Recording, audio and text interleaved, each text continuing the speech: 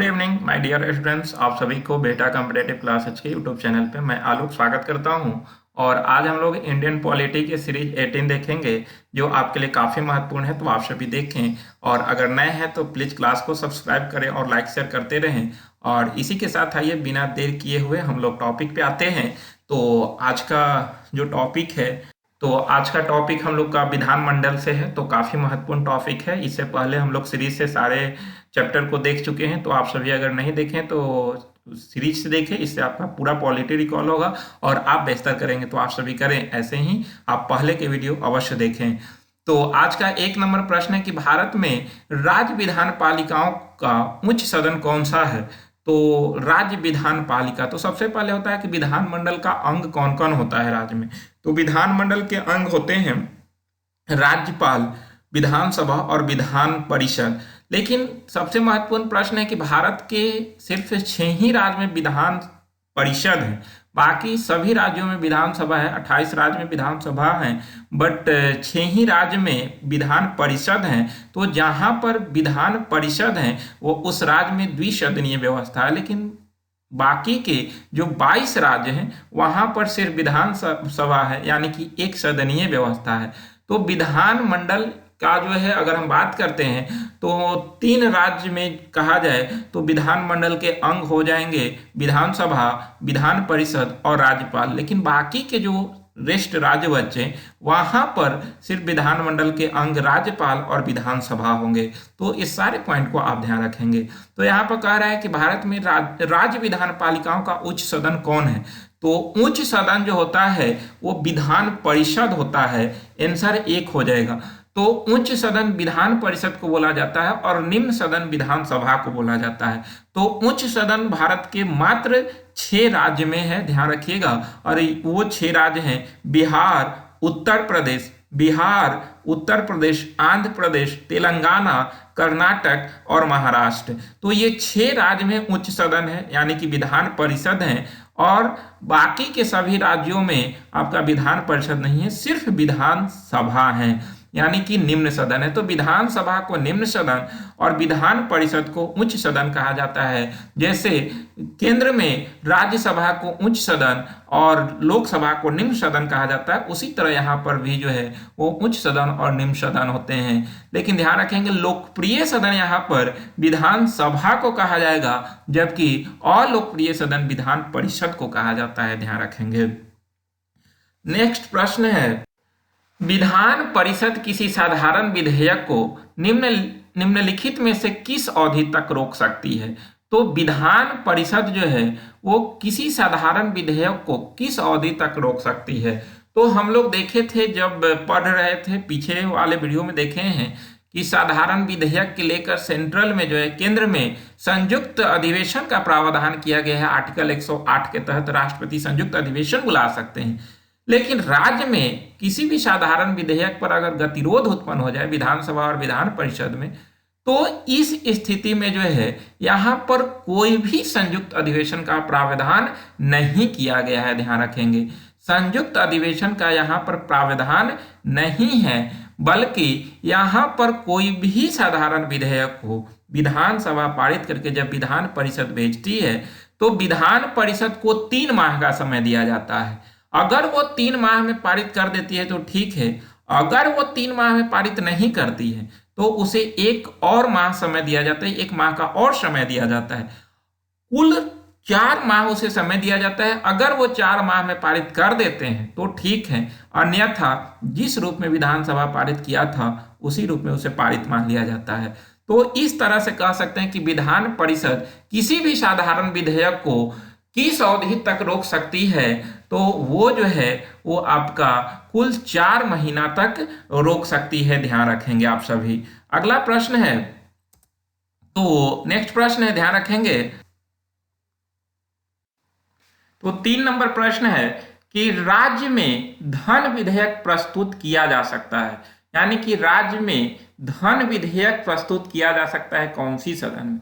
तो हम लोग देखे थे जब केंद्र पर रहे थे तो कि धन विधेयक या वित्त विधेयक सबसे पहले जो है वो उस पर राष्ट्रपति की अनुमति अनिवार्य होती है, उसके बाद उसे लोकसभा में पेश किया जाता है, लोकसभा पेश करके राज्यसभा भेजती है, तो राज्यसभा को कुल 14 दिन का समय दिया जाता है। उस 14 दिन में अगर पारित करता है तो ठीक है, अन्यथा जिस रूप में लोकसभा पारित किया था उसी रूप में उसे पारित मान लिया जाता है।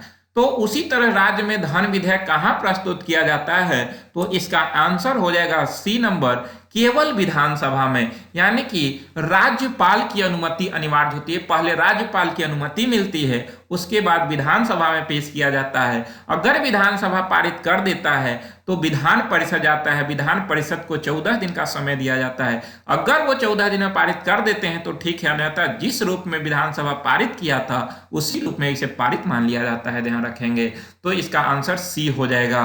अगला प्रश्न है, विधानसभा सदस्य बनने की आयु कितनी होती है, यानी कि विधानसभा सदस्य बनने की न्यूनतम आयु क्या होगी, ध्यान रखेंगे। तो इसका आंसर हो जाएगा 1 नंबर 25। विधानसभा सदस्य बनने की न्यूनतम आयु 25 और विधानसभा सदस्य बनने की न्यूनतम आयु 30 वर्ष होता है।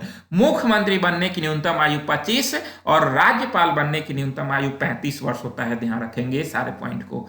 अगला प्रश्न है, भारतीय संविधान के अनुच्छेद 170 के अनुसार किसी राज्य के विधानसभा के सदस्यों की न्यूनतम तथा अधिकतम संख्या क्रमशः हो सकती है, यानी कि आर्टिकल 170 के अनुसार किसी भी राज्य की विधानसभा के सदस्यों के न्यूनतम और अधिकतम संख्या कितनी हो सकती है। तो इसका निर्धारण किया गया है, इसका आंसर हो जाएगा डी नंबर, न्यूनतम 60 हो सकता है और मैक्सिमम 500 हो सकता है, ध्यान रखेंगे। न्यूनतम 60 और मैक्सिमम 500 हो सकता है, तो ये निर्धारित किया गया है। परंतु एक्सेप्शन में आपको देखने के लिए मिलेगा, उत्तर प्रदेश में सबसे अधिक तो है 403 है, लेकिन सबसे कम जो है वो 32 सिक्किम के अंदर है विधानसभा सदस्यों की संख्या। तो एक्सेप्शन में आपका 32 सिक्किम में है, लेकिन होना चाहिए 60 और 500, ध्यान रखेंगे। अगला प्रश्न है, विधान परिषद में मनोनीत सदस्यों की संख्या कितनी होती है। बहुत अच्छा क्वेश्चन है, विधान परिषद में मनोनीत सदस्यों की संख्या। तो ध्यान रखेंगे विधान परिषद, तो विधान परिषद सभी राज्य में तो नहीं है, पहले ही क्वेश्चन में हम लोग देख चुके हैं। तो 6 राज्य में है। तो सबसे पहले तो अगर हम ध्यान दें तो विधान परिषद में सदस्यों की कुल संख्या की, तो कुल संख्या जो होते हैं वो उस राज्य के विधानसभा के कुल सदस्यों के 1/3 होते हैं, यानी कि बिहार में 243 विधानसभा सदस्यों की संख्या है। इसके 1/3 जो है 81 होगा, 1/3 इसका 81 होगा, यानी कि बिहार में मैक्सिमम विधान परिषद सदस्यों की संख्या 81 हो सकता है। लेकिन अभी बिहार में वर्तमान में जो है वो विधान परिषद सदस्यों की संख्या 75 है।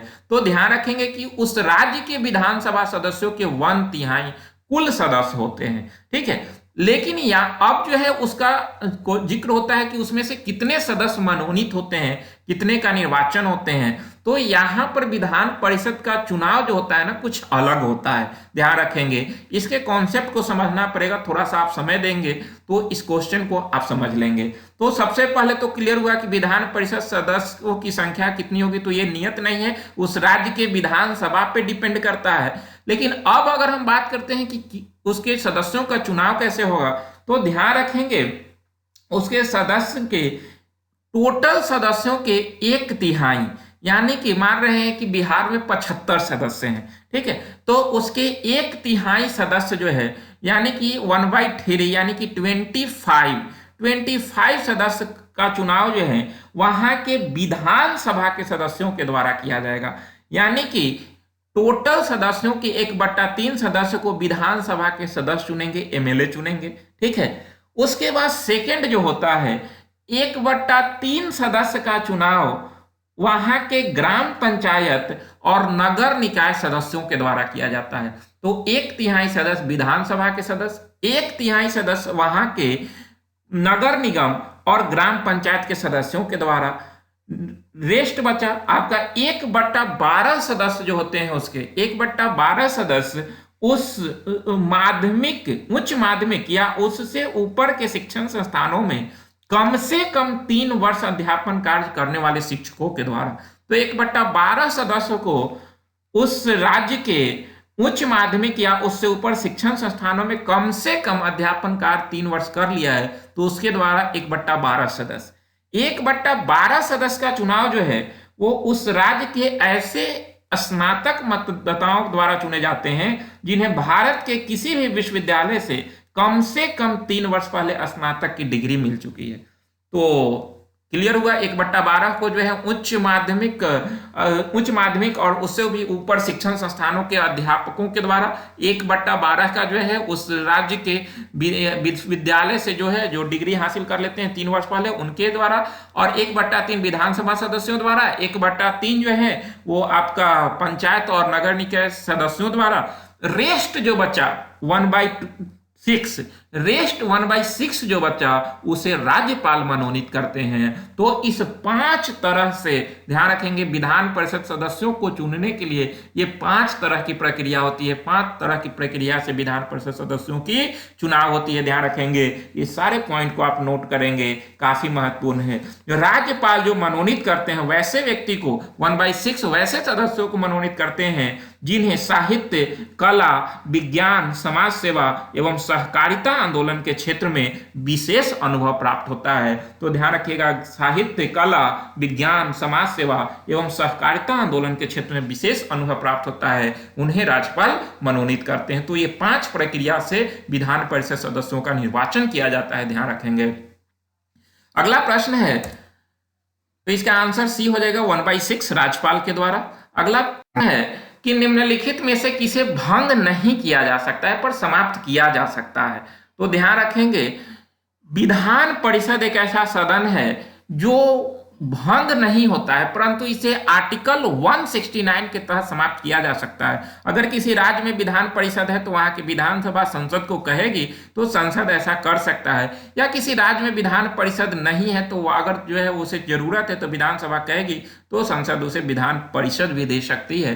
तो यह एक ऐसा सदन है जो भंग नहीं होता, अस्थायी है, क्योंकि 1/3 सदस्य जो है हर 2 वर्ष पे रिटायर करते हैं और उतने आ जाते हैं, तो कभी भी ये जो है वो भंग नहीं होता है, और लेकिन इसे समाप्त किया जा सकता है। जबकि हम लोग राज्यसभा में देखे थे कि वह एक अस्थायी सदन था, उसे भंग नहीं किया जा सकता है, न ही उसे समाप्त किया जा सकता है, लेकिन इसे भंग नहीं किया जा सकता है पर समाप्त किया जा सकता है। तो आर्टिकल 169 के तहत इसे समाप्त भी किया जा सकता है। इसका आंसर विधान परिषद हो जाएगा, ध्यान रखेंगे। अगला प्रश्न है, निम्नलिखित में से किस राज्य में विधायिका का दूसरा सदन नहीं है। तो अभी हम बता चुके थे, आप लोग निकाल सकते हैं इसमें से कि जो है कौन से राज्य में विधायिका का दूसरा सदन यानी कि विधान परिषद नहीं है, तो आप सभी इसे निकाल सकते हैं। तो इसका आंसर हो जाएगा आपका 1 नंबर तमिलनाडु, उत्तर प्रदेश, कर्नाटक, बिहार, महाराष्ट्र, ये चारों में है। इसके अलावा आंध्र प्रदेश में है और तेलंगाना में है। तो कुल 6 राज्यों में है, बाकी में विधान परिषद नहीं है, ध्यान रखेंगे। अगला प्रश्न है, किस राज्य विधानसभा की सर्वाधिक सदस्य संख्या है। तो किस राज्य में सर्वाधिक विधानसभा सदस्य संख्या है, तो अभी हमने बताया सबसे अधिक जो है उत्तर प्रदेश में है, जो है वो आपका 403 सदस्यों की संख्या है, ध्यान रखेंगे। तो उत्तर प्रदेश में हो जाएगा, ये इसका ध्यान रखना है आप सभी को। अगला प्रश्न है, विधानसभा के सदस्य के लिए न्यूनतम आयु। तो विधानसभा के लिए न्यूनतम आयु जो है वो आपका आंसर हो जाएगा बी नंबर 25 वर्ष, और विधान परिषद के लिए जो है वो आपका हो जाएगा 30 वर्ष, ध्यान रखेंगे। अगला प्रश्न है, यदि किसी राज्य की विधानसभा का अध्यक्ष पद त्यागना चाहे तो उसे अपना त्याग पद देना होगा। यानी कि किसी राज्य के विधानसभा के अध्यक्ष स्पीकर कहते हैं, जैसे हम लोग लोकसभा के अध्यक्ष को स्पीकर कहते हैं, तो वैसे ही इन्हें भी स्पीकर कहते हैं। तो ये अगर अपने पद त्यागना चाहे तो अपना त्यागपत्र किसे देंगे, तो ध्यान रखेंगे इसका आंसर हो जाएगा उपाध्यक्ष को। तो अध्यक्ष उपाध्यक्ष को, उपाध्यक्ष अध्यक्ष को अपना त्याग पद देकर कभी भी पदच्युत हो सकते हैं, ध्यान रखना है। और लोग इस यहाँ पर जो विधानसभा के अध्यक्ष होते हैं उसी सदन के सदस्य होते हैं, और विधान परिषद के भी अध्यक्ष जो होते हैं उसी सदन के सदस्य होते हैं, ध्यान रखेंगे। जैसे राज्य में, केंद्र में हम लोग देखे थे कि राज्यसभा के सभापति जो होते हैं देश के उपराष्ट्रपति होते हैं, जो कि वो उच्च सदन था केंद्र में। तो वैसे ही राज्य के जो उच्च सदन विधान परिषद होते हैं, तो उसके अध्यक्ष यानी कि सभापति जो होते हैं वो विधान परिषद के ही सदस्य होते हैं। यहाँ पर ऐसा नहीं है कि उपराज्यपाल जो है वो उसके सभापति होंगे, तो ऐसा नहीं है। ध्यान रखेंगे कि विधानसभा हो या विधान परिषद, इसके अध्यक्ष या सभापति जो होंगे उसी सदन के सदस्य होंगे और उसी सदन के सदस्यों के द्वारा चुने जाते हैं ये। तो इसका आंसर हो जाएगा सी नंबर। अगला प्रश्न है, राज्य की विधानसभा के सत्रावसान का आदेश किसके द्वारा दिया जाता है? यानी कि सत्र, सत्रावसान और विघटन हम लोग वहां पर भी देखे थे केंद्र में। तो यहाँ पर ऐसा करने का अधिकार जो है राज्यपाल को दिया जाता है। सत्र, सत्रावसान और विघटन करने का अधिकार राज्यपाल के पास है, क्योंकि राज्य कार्यपालिका का नाम मात्र प्रधान या संवैधानिक प्रधान राज्यपाल ही होते हैं। ध्यान रखना है आप सभी को। अगला प्रश्न है,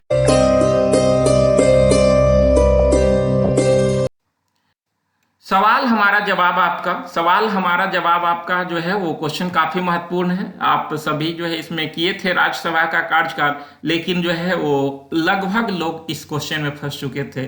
कमेंट देखे, सब लोग 6 वर्ष लगाया, बहुत कम ही लोग जो है वो इसका सही आंसर किए, जबकि ये क्वेश्चन मैं पढ़ा चुका हूँ पीछे वीडियो में।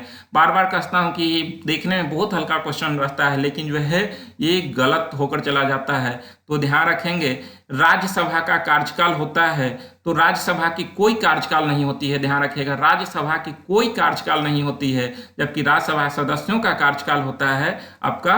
ध्यान रखना है कितना, तो राज्यसभा सदस्यों के कार्यकाल 6 वर्ष, लेकिन राज्यसभा की कोई कार्यकाल नहीं होती है। अगला प्रश्न है आज के लिए आपके लिए है कि लोकसभा का पहला आम चुनाव कब हुआ था? तो इसका आंसर आप सभी कमेंट बॉक्स में करेंगे, तो आप सभी करें, मुझे इंतजार है। तो जरूर सही आंसर करें और पीछे की वीडियो रिवाइज करें। आप लोग से गलत हो रहा है तो आप पीछे की वीडियो रिवाइज करें, इससे आपका काफ़ी अच्छा हो जाएगा। तो आज यहीं तक, मिलेंगे नेक्स्ट वीडियो में। आप सभी को बहुत बहुत धन्यवाद।